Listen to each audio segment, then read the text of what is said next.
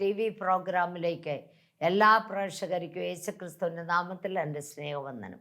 കഴിഞ്ഞ എപ്പിസോഡ് എല്ലാവർക്കും വിടുതലും അനുഗ്രഹമായിരുന്നു എന്ന് അറിയുവാൻ സാധിച്ചതിൽ ദൈവത്തിൻ്റെ സ്തോത്രം. ഇന്ന് ഞാൻ നിങ്ങളോട് സംസാരിക്കുവാൻ ഇഷ്ടപ്പെടുന്ന വിഷയം ജീവനുള്ള ദൈവത്തിൻ്റെ സഭ. 1 തീമോത്തി 3:15 താമസിച്ചു പോയാലോ സത്യത്തിൻ്റെ തൂണും അടിസ്ഥാനവുമായി ജീവനുള്ള ദൈവത്തിൻ്റെ സഭയാകുന്ന ദേവാലയത്തിൽ നടക്കേണ്ടത് എങ്ങനെയെന്ന് നീ അറിയേണ്ടതിന് ഇത് എഴുതുന്നു. Price the Lord. സഭ എന്ന് പറയുന്നത് ദൈവത്തിൻ്റെയാണ്.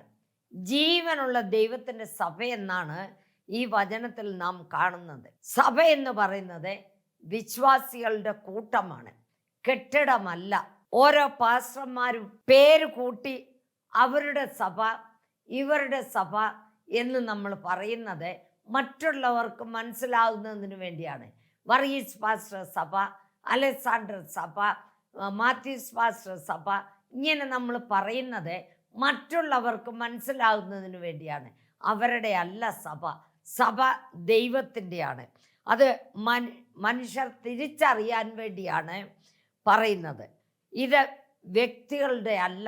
സഭ എന്ന് പറയുന്നത് ദൈവം സൃഷ്ടിച്ചിട്ടുള്ള എല്ലാ രാജ്യങ്ങളിലും എല്ലാ ദേശത്തും ചിതറിപ്പാർക്കുകയാണ്. അതായത് അപ്പോസ്തല പ്രവൃത്തി 20:28 നിങ്ങളെ തന്നെയും താൻ സ്വന്തം രക്തത്താൽ സമ്പാദിച്ചിരിക്കുന്ന ദൈവത്തിന്റെ സഭയെ. യേശു താൻ തന്റെ സ്വന്തം രക്തത്താൽ സമ്പാദിച്ചതാണ് സഭ.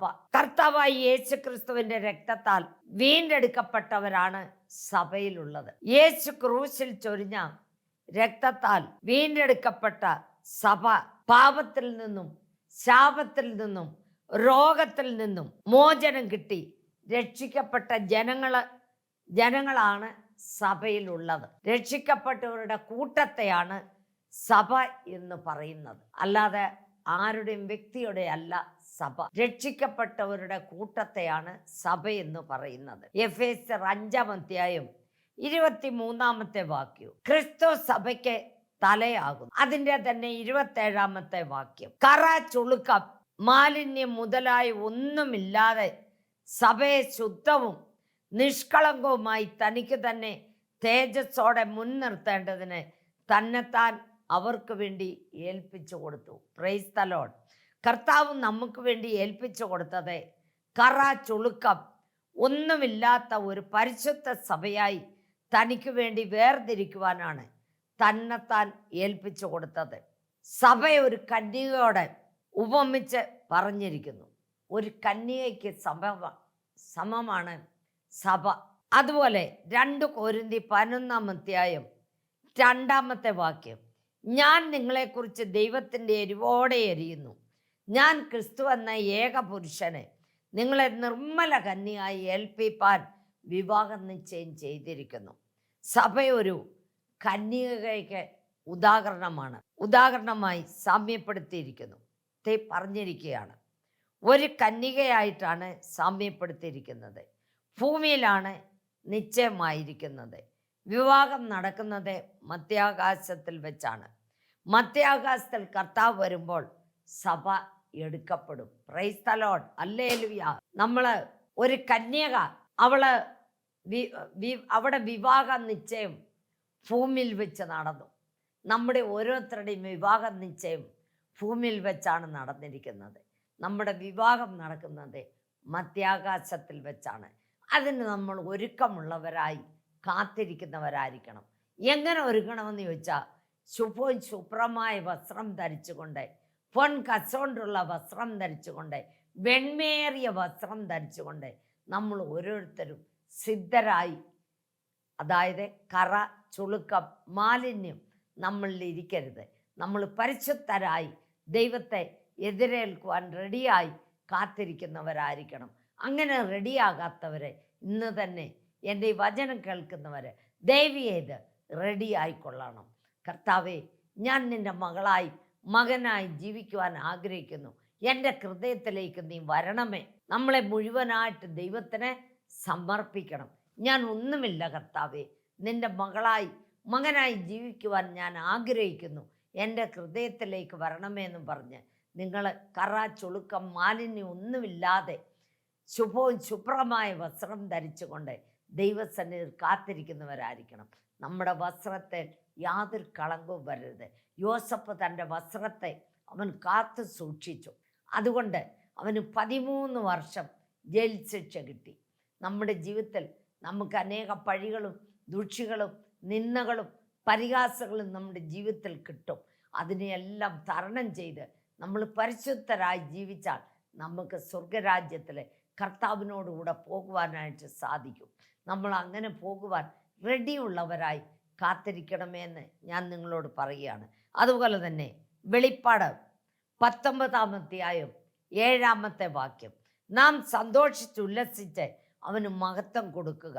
കുഞ്ഞാടിൻ്റെ കല്യാണം വന്നുവല്ലോ, അവൻ്റെ കാന്തയും തന്നെത്താൻ ഒരുക്കിയിരിക്കുന്നു. സഭയെ യേശു ക്രിസ്തുവിൻ്റെ മണവാട്ടിയായി ഈ വാക്യത്തിൽ പറയപ്പെടുന്നു. നമ്മൾ ആരാണ്? മണവാട്ടിയാണ്, കർത്താവിൻ്റെ മണവാട്ടിയാണ്. നമ്മുടെ മണവാളൻ എന്ന് വരും, ഏത് സമയത്ത് വരും എന്ന് നമ്മൾ കാത്തിരിക്കുന്നവരായിരിക്കണം.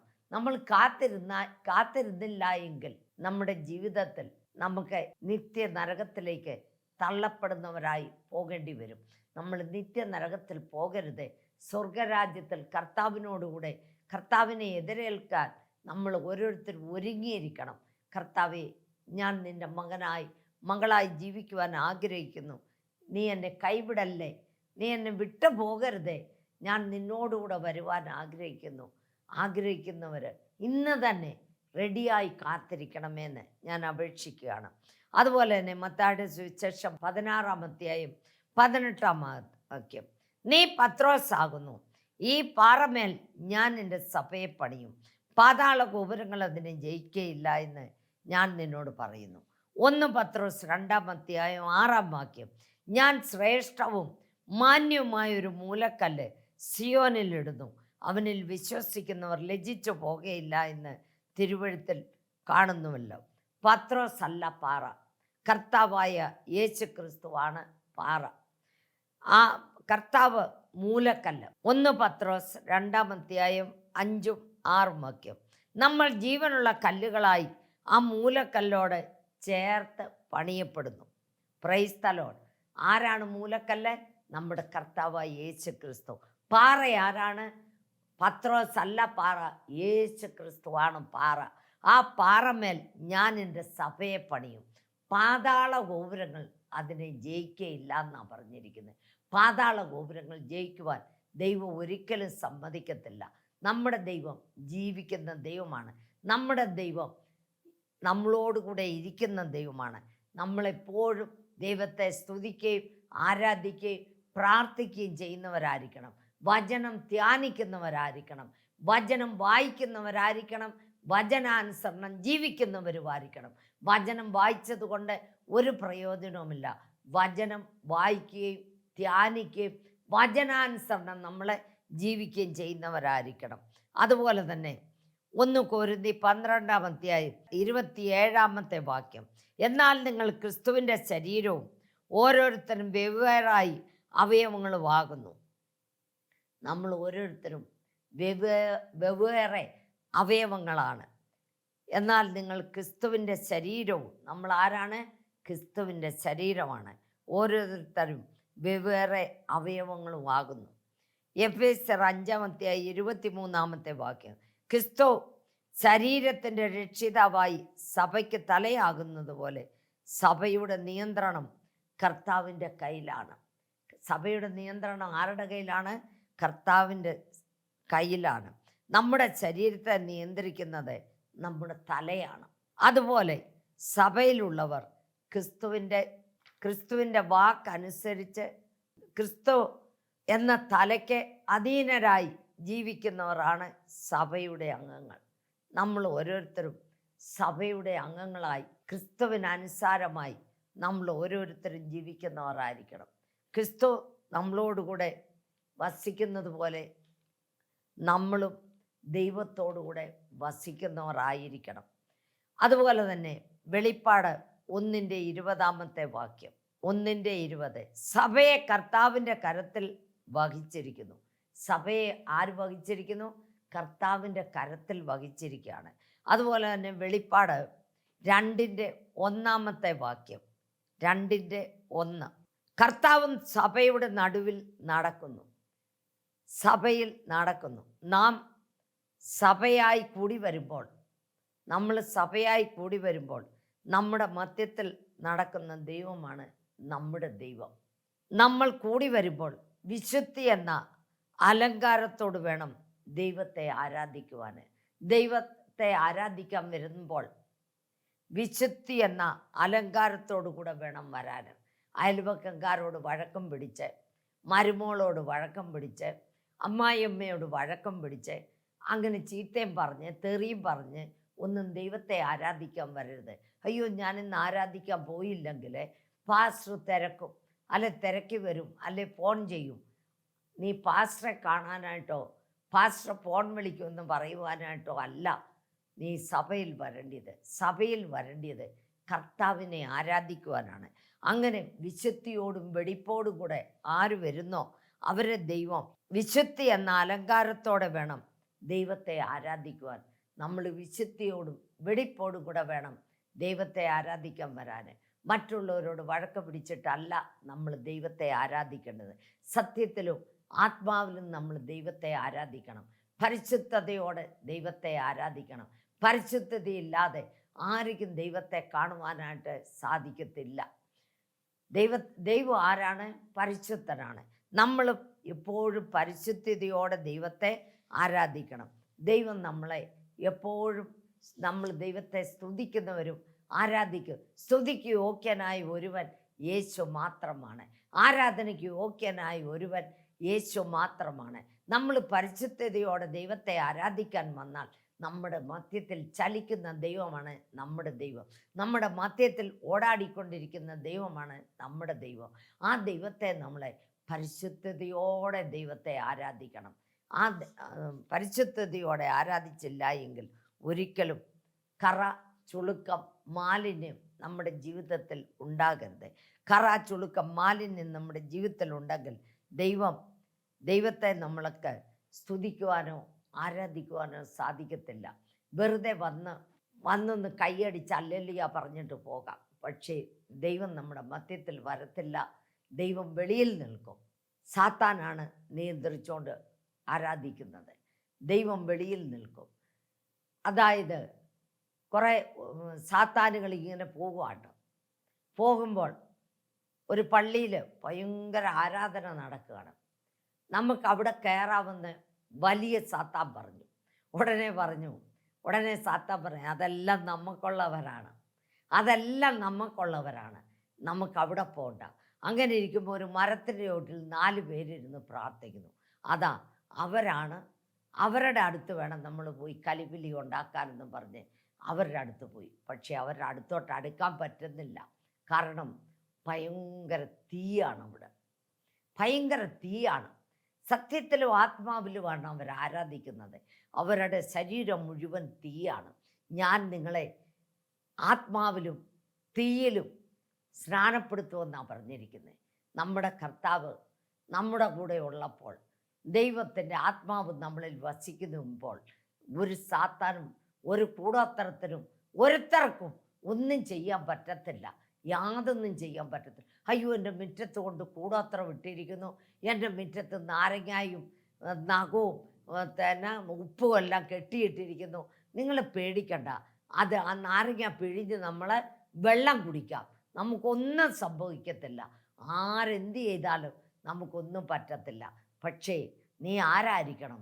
ദൈവ മകളായിരിക്കണം, ദൈവ മകനായിരിക്കണം. യഥാർത്ഥമായി ദൈവത്തെ ആരാധിക്കുകയും സ്തുതിക്കുകയും ചെയ്യുന്ന വ്യക്തിയായിരിക്കണം. നിനക്ക് നിൻ്റെ സന്നിധിയിൽ ഒരു കൂടോത്രവും വരത്തില്ല, ഒരു മന്ത്രവും വരത്തില്ല, യാതൊന്നും വരത്തില്ല. നമ്മുടെ ദൈവം ജീവിക്കുന്ന ദൈവമാണ്. ആ ദൈവത്തെയാണ് നമ്മൾ ആരാധിക്കുന്നത്. ആ ദൈവത്തെയാണ് നമ്മൾ സ്തുതിക്കുന്നത്. ദൈവത്തിൻ്റെ ജീവനുള്ള ദൈവത്തിൻ്റെ സഭയാണ് നമ്മൾ ഓരോരുത്തരും. ജീവനുള്ള ദൈവത്തിൻ്റെ സഭ എന്ന് പറയുന്നത് ദൈവത്തിൻ്റെ ആലയമല്ല. ദൈവമക്കൾ കൂടി ഇരിക്കുന്നതാണ് ദൈവത്തിൻ്റെ സഭ, ജീവനുള്ള ദൈവത്തിൻ്റെ സഭ. നമ്മളെപ്പോഴും ദൈവത്തെ സ്തുതിക്കുകയും ആരാധിക്കുകയും സ്തുതിയും സ്തോത്രവും നിൻ്റെ വായിലുണ്ടായിരിക്കണം. കാരണം സ്തുതികളിന്മേൽ വസിക്കുന്ന ദൈവമാണ് നമ്മുടെ ദൈവം. ആരാധനയ്ക്ക് യോഗ്യനായ ഒരുവനാണ് നമ്മുടെ യേശു ക്രിസ്തു. നമ്മൾ ദൈവത്തെ ആരാധിക്കണം, ദൈവത്തെ സ്തുതിക്കണം. ജീവനുള്ള ദൈവസഭയെന്നാണ് പറയുന്നത്. അതായത് നമ്മൾ സഭയാകുന്ന ദേവാലയത്തിൽ നടക്കേണ്ടത് എങ്ങനെയെന്ന് നീ അറിയേണ്ടതിന് ഇതെഴുതുന്നു. Praise the Lord. സഭയെന്ന് പറയുന്നത് ദൈവത്തിൻ്റെതാണ്. ജീവനുള്ള ദൈവത്തിൻ്റെ സഭയെന്നാണ് ഈ വചനത്തിൽ നാം കാണുന്നത്. നമ്മൾ ജീവനുള്ള ദൈവത്തിൻ്റെ സഭയാണ്. Price the Lord. ഞാൻ നിങ്ങളോട് ഇവിടെ നടന്ന ഒരു സംഭവം പറയാനായിട്ട് ആഗ്രഹിക്കുന്നു.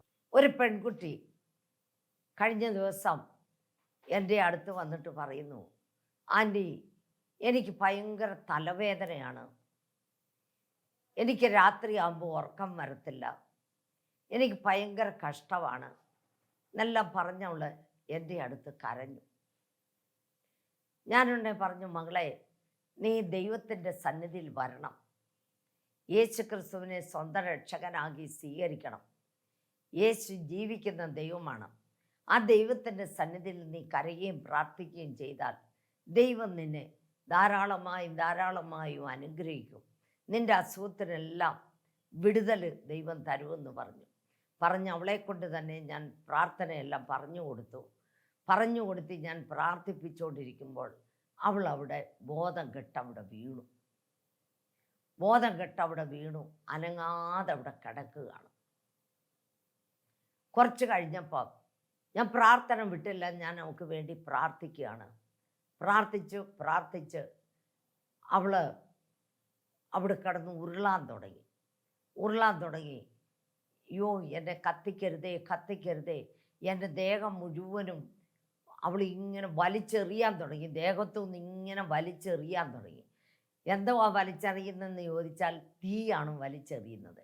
അവളെ കയറി അങ്ങ് തീ പിടിച്ചങ്ങ് ഭയങ്കര തീ വലിച്ചെറിയുകയും കാറുകയുമാണ്. പ്രാർത്ഥിച്ച് കുറേ നേരം ഞങ്ങൾ പ്രാർത്ഥിച്ച് അവൾ ശരിയായി മുട്ടുമേ നിൽക്കാൻ പറഞ്ഞു. മുട്ടുമേ നിന്നു.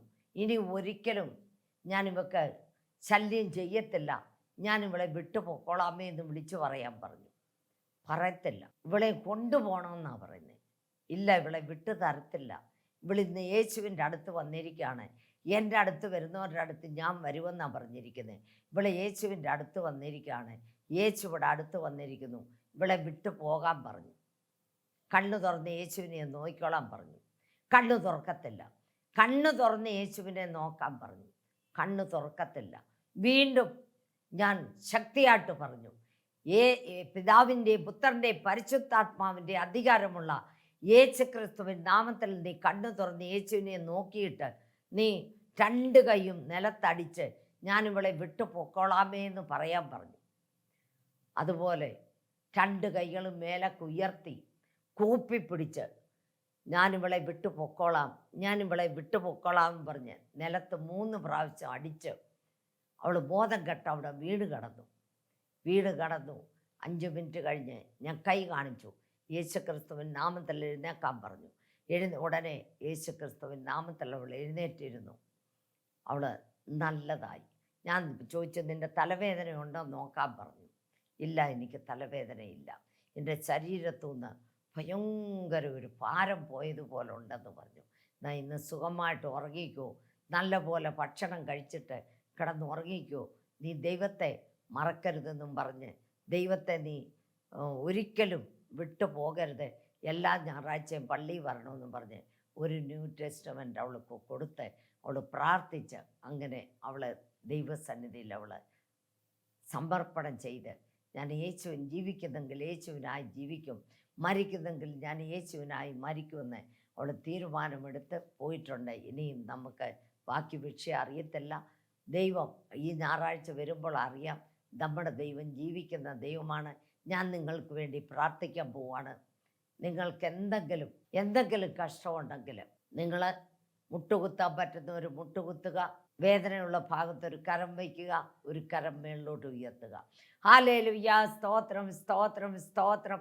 കരുണാസമ്പന്ന നിത്യനുമായ ഞങ്ങളുടെ വാഴ്ത്തപ്പെട്ട സ്വർഗസ്ഥ പിതാവേ, ദൂരത്തും ചാരത്തും ആയിരിക്കുന്ന മക്കളുമായിട്ട് നിൻ്റെ അടുത്ത് വരുന്നപ്പ എത്രയോ ജനങ്ങൾ ശാന്തിയില്ല, സമാധാനമില്ല, സന്തോഷമില്ലാതെ കഴിയുന്നപ്പ നീ അവർക്ക് ശാന്തി സമാധാനം കൊടുക്കണമേ, നമ്മതി കൊടുക്കണമേ, പാപത്തിൽ നിന്നും വിടുതൽ കൊടുക്കണമേ, രോഗത്തിൽ നിന്നും വിടുതൽ കൊടുക്കണമേ കർത്താവെ. സ്വർഗത്തിൽ പോകാൻ ഒരു വഴി തെളിയിക്കണമേ കർത്താവെ. അപ്പച്ചാ എത്രയോ ജനങ്ങൾ കൂടോത്രങ്ങളാലും കർത്താവെ നേർച്ച കാഴ്ചകളാലും കർത്താവെ സൈത്താൻ പീഡകളാലും കഴിയുന്നപ്പ നീ അവർക്ക് ശാന്തി സമാധാനം കൊടുക്കണമേ. യേശു ജീവിക്കുന്ന ദൈവമാണ്, യേശു സത്യ ദൈവമാണ്, യേശു വിടുതൽ കൊടുക്കുന്ന ദൈവമാണ്, യേശു രക്ഷിക്കുന്ന ദൈവമാണെന്ന് അവരറിയുവാൻ നീ ഇടയാക്കണമേ അപ്പാ. കർത്താവെ കൈവിടല്ലപ്പ. എത്രയോ ജനങ്ങൾ ഓപ്പറേഷനായി ICUവിലും വെന്റിലേറ്ററിലും കഴിയുന്നപ്പ അവർക്ക് നീ ശാന്തി സമാധാനം കൊടുക്കണമേ, നമ്മതി കൊടുക്കണമേ, പാപത്തിൽ നിന്നും വിടുതൽ കൊടുക്കണമേ, രോഗത്തിൽ നിന്നും വിടുതൽ കൊടുക്കണമേ, സ്വർഗത്തിൽ പോകാൻ ഒരു വഴി തെളിയിക്കണമേ കർത്താവേ. നീ വഴി തെളിയിക്കണമേ, കൈവിടല്ലപ്പ, കൈവിടല്ലപ്പ ദൈവമേ. യേശുവേ നിനക്ക് സ്തോത്രം, തന്തയെ നിനക്ക് സ്തോത്രം, രാജനെ നിനക്ക് സ്തോത്രം, പ്രഭുയെ നിനക്ക് സ്തോത്രപ്പ. നീ രക്ഷിക്കണമേ, രക്ഷിക്കണമേ കർത്താവേ. കൈവിടല്ലപ്പ, ഒരിക്കലും നയിച്ചുപോവാൻ നീ സമ്മതിക്കല്ലപ്പ, തളർന്നും ക്ഷീണിച്ചു പോവാൻ നീ സമ്മതിക്കല്ലപ്പ. കാൻസർ രോഗത്താൽ, പരാലിസിസ് രോഗത്താൽ എത്രയോ ജനങ്ങൾ കഷ്ടപ്പെടുന്നപ്പ, ഹാർട്ട് പേഷ്യൻ്റായി എത്രയോ ജനങ്ങൾ കഷ്ടപ്പെടുന്നപ്പ കർത്താവെ, ട്യൂമറുകളാകി എത്രയോ ജനം കഷ്ടപ്പെടുന്നപ്പ ദൈവമേ, പൈൽസ് രോഗത്താൽ എത്രയോ ജനങ്ങൾ കഷ്ടപ്പെടുന്നപ്പ ഈ നിമിഷമേ അവരെ മുട്ടോ, ഈ നിമിഷമേ പരിശുദ്ധാത്മനെ അവരെ മുട്ടോ. സമ്പൂർണ്ണ വിടുതൽ കൊടുക്കണമേ, സമ്പൂർണ്ണ വിടുതൽ കൊടുക്കണമേ. ഒരിക്കലും നയിച്ചു പോവാൻ നീ സമ്മതിക്കല്ലപ്പ, തളർന്നും ക്ഷീണിച്ചു പോവാൻ നീ സമ്മതിക്കല്ലപ്പ. നിനക്ക് വേണ്ടി ജീവിക്കുന്ന മക്കളാക്കി തീർക്കണമേ, കൈവിടല്ലപ്പ. ആദ്യ അവസാനം നീ കൂടെ ഇരിക്കണമേ. യേശപ്പച്ചാ നിനക്ക് സ്തോത്രം, തന്തയെ നിനക്ക് സ്തോത്രപ്പ. യേശപ്പ കൈവിടല്ലപ്പ, കൈവിടല്ലപ്പ. ഇപ്പോൾ തന്നെ തുടരണമേ. പിതാവിൻ്റെയും പുത്രൻ്റെയും പരിശുദ്ധാത്മാവിൻ്റെ അധികാരമുള്ള യേശു ക്രിസ്തുവിൻ്റെ നാമത്തിൽ സാത്താൻ എത്ര കുടുംബങ്ങൾ നയിച്ചുകൊണ്ടിരിക്കുന്നപ്പ കർത്താവെ, നേർച്ച കാഴ്ചകളാൽ എത്ര കുടുംബങ്ങൾ നയിച്ചുകൊണ്ടിരിക്കുന്നപ്പ, കൂടോത്രങ്ങളാൽ സ്ത്രീ കുടുംബങ്ങൾ നയിച്ചുകൊണ്ടിരിക്കുന്നപ്പ അവർക്ക് നീ ശാന്തി സമാധാനം കൊടുക്കണമേ, നമ്മതി കൊടുക്കണമേ, പാപത്തിൽ നിന്നും വിടുതൽ കൊടുക്കണമേ, രോഗത്തിൽ നിന്നും വിടുതൽ കൊടുക്കണമേ കർത്താവേ. നിനക്ക് സ്തോത്രപ്പ. കർത്താവേ, എത്രയോ ജനങ്ങൾ കർത്താവെ കഷ്ടപ്പെടുന്നപ്പ അവർക്ക് നീ ശാന്തി സമാധാനം കൊടുക്കണമേ, നമ്മതി കൊടുക്കണമേ, പാപത്തിൽ നിന്നും വിടുതൽ കൊടുക്കണമേ, രോഗത്തിൽ നിന്നും വിടുതൽ കൊടുക്കണമേ കർത്താവേ. അപ്പ യേശപ്പച്ച വിവാഹം നടക്കാതെ എത്രയോ മക്കൾ 30-35 വയസ്സായവരുണ്ടല്ലപ്പ, 40 വയസ്സ് വരെ ആയവരുണ്ടല്ലപ്പ. അവരോട് നീ ഇടപെടണമേ, അവരുടെ വിവാഹം നടക്കുവാൻ നീ സഹായിക്കണമേ. മക്കളില്ലാത്തവർക്ക് മക്കളെ കൊടുക്കണമേ കർത്താവെ. വീട് പണി പൂർത്തിയാകാതെ എത്രയോ ജനങ്ങൾ കഷ്ടപ്പെടുന്നപ്പ അവർക്ക് നീ കർത്താവെ വീട് പണി പൂർത്തിയാക്കി കൊടുക്കണമേ. അതുപോലെ കർത്താവെ, എത്രയോ ജനങ്ങൾ കർത്താവെ അപ്പ കടഭാരത്താൽ കഷ്ടപ്പെടുന്നപ്പ അവരുടെ കടഭാരത്തെ നീ മാറ്റി കൊടുക്കണമേ. എൻ്റെ ദൈവമോ തൻ്റെ ബുദ്ധിമുട്ടുകളൊക്കെയും മഹത്വത്തോടെ തൻ്റെ ധനത്തിനൊത്തവണ്ണം കർത്താവായി യേശു ക്രിസ്തു മുഖാന്തരം പൂർണ്ണമായും തീർത്തു കൊടുക്കാമെന്ന് പറഞ്ഞിരിക്കുന്നല്ലപ്പ. നീ തീർത്തു കൊടുക്കണമേ അപ്പ, തീർത്തു കൊടുക്കണമേ അപ്പ. എല്ലാ പാസ്റ്റർമാരെ, അച്ഛന്മാരെ, ഇവാഞ്ചലിസ്റ്റുകളെ നീ അനുഗ്രഹിക്കണമേ. സുവിശേഷം 5 വൻകരയിലും എത്തിച്ചേരുവാൻ നീ സഹായിക്കണമേ. ക്രിസ്തവിരോധികളെ നീ അനുഗ്രഹിക്കണമേ. അവർ സത്യദൈവത്തെ കാണുവാൻ, ജീവിക്കുന്ന ദൈവത്തെ കാണുവാൻ നീ ഇടയാക്കണമേ അപ്പ. കൈവിടല്ലപ്പ, ഒരുത്തർ പോലും നശിച്ചുവാൻ നീ സമ്മതിക്കല്ലപ്പ, തളർന്നും ക്ഷീണിച്ചു പോവാൻ നീ സമ്മതിക്കല്ലപ്പ. നീ കൂടെ ഇന്ന് പ്രവർത്തിക്കണമേ, ശക്തീകരിക്കണമേ അപ്പ, ബലപ്പെടുത്തണമേ അപ്പ. കൈവിടല്ലപ്പ. ആദ്യ അവസാനം നീ കൂടെ ഇരിക്കണമേ. യേശു ക്രിസ്തുവിൻ്റെ നാമത്തിൽ ചോദിക്കുന്നു, കൃപയോടെ കേൾക്കണമേ. ആമേൻ. നിങ്ങളുടെ പ്രാർത്ഥനയിൽ ഞങ്ങളെയും ഞങ്ങളുടെ കുടുംബത്തെയും ഞങ്ങളുടെ സഭയെ ഓർത്ത് പ്രാർത്ഥിക്കണമെന്ന് അപേക്ഷിക്കുന്നു. നിങ്ങളുടെ പ്രാർത്ഥനാ വിഷയം ഞങ്ങൾക്ക് ഫോൺ ചെയ്താൽ ഞങ്ങൾ നിങ്ങൾക്ക് വേണ്ടി പ്രാർത്ഥിക്കുന്നതാണ്. ഇപ്പോൾ ക്രിസ്തുമസ് വരുന്നു, ഡിസംബർ തിങ്കളാകുന്നു. നിങ്ങൾ ഞങ്ങളുടെ TV പ്രോഗ്രാമിന് വേണ്ടി എന്തെങ്കിലും സഹായം ചെയ്യാൻ പറ്റുന്നവർ സഹായം ചെയ്യുക. അതുപോലെ ഞങ്ങളുടെ ക്രിസ്തുമസിന് ഞങ്ങൾ വിധവകൾ, ഞങ്ങൾക്കൊരു 35 വിധവകളോളം ഉണ്ട്. വിധവകൾക്കെല്ലാം ഞങ്ങൾ സാരി കൊടുക്കണം, ഡ്രസ്സ് കൊടുക്കണം. അതുപോലെ തന്നെ അപ്പനില്ലാത്ത മക്കളിക്ക് എല്ലാം ഡ്രസ്സ് മേടിച്ച് കൊടുക്കണം. അങ്ങനെ ഞങ്ങൾക്കൊരു ഡ്രസ്സിന് തന്നെ ഒരു 1.5 ലക്ഷം രൂപയോളം വേണം. നിങ്ങൾക്ക് ഇഷ്ടമുള്ളവർ എന്തെങ്കിലും ഹെൽപ്പ് ചെയ്യാൻ ആഗ്രഹിക്കുന്നുവെങ്കിൽ ഹെൽപ്പ് ചെയ്യാം. നിങ്ങൾ ഹെൽപ്പ് ചെയ്താൽ സ്വർഗത്തിൻ്റെ വാതിൽ തുറന്ന് നിൻ്റെ വീട്ടിൽ സ്ഥലം പോരാത്ത വിധത്തിൽ ഞാൻ നിങ്ങളെ അനുഗ്രഹിക്കത്തില്ലയോ? നിങ്ങൾ പരീക്ഷിച്ച് നോക്കാനാണ് പറഞ്ഞിരിക്കുന്നത്. കൊടുത്തു നോക്ക്, ദൈവം നിങ്ങളെ അനുഗ്രഹിക്കും. ഞാൻ ആരോട് ചോദിക്കത്തില്ല. നിങ്ങൾക്ക് ഇഷ്ടമുള്ളവർ സഹായിക്കാം. എന്നോട് ആരും പൈസ ചോദിക്കരുത്. അനേകർ എന്നോട് പൈസ ചോദിക്കുന്നു. കാരണം ഞങ്ങൾക്ക് ടി വി പ്രോഗ്രാമിനൊരു മാസം 2-3 ടി വിയിലാണ് പ്രസംഗിക്കുന്നു. ഞങ്ങൾക്ക് പൈസ വേണം. നിങ്ങൾ ഹെൽപ്പ് ചെയ്യേണ്ടതിന് പകരം നിങ്ങൾ എന്നോട് പൈസ ചോദിക്കരുത്. ഞാൻ ആകുന്നത് പോലൊക്കെ ഒരു 5-6 പേർക്കൊക്കെ സഹായിച്ചിട്ടുണ്ട്. പിന്നെയും എന്നോട് പൈസ ചോദിച്ചാൽ എനിക്ക് സഹായിക്കാനായിട്ട് നിവൃത്തിയില്ല.